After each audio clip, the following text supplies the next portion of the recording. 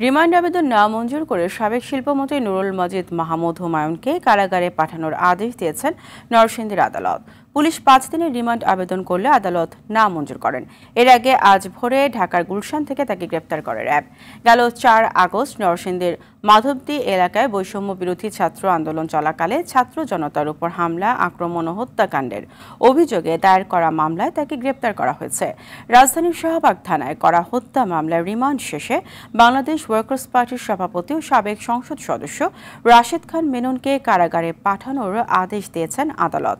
এদিকে বাড্ডা থানার পৃথক 3টি হত্যা মামলায় দীপুমণি, 2 মামলায় সালমান এফ রহমান, আনিসুল হক ও জুনায়েদ আহমেদ পলক এবং 1 মামলায় সাংবাদিক মোজাম্মেল হক বাবুকে গ্রেপ্তার দেখিয়েছেন আদালত।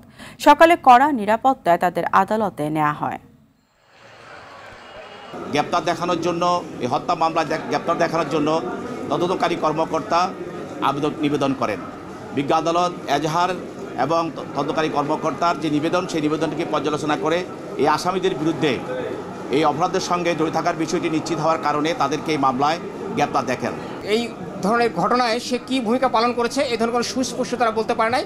তারা ঢালাওভাবে অভিযোগ প্রত্যেকটা মামলায় করে যাচ্ছে যে ওনারা এগুলো ইন্ধন দিয়েছে বা ওনারা ষড়যন্ত্র করেছে। এর কোনো তথ্য প্রমাণ বা সাক্ষী আজ পর্যন্ত ওনারা আদালতে কোনো সাক্ষীর স্টেটমেন্ট আদালতে উপস্থাপন করতে পারেনি।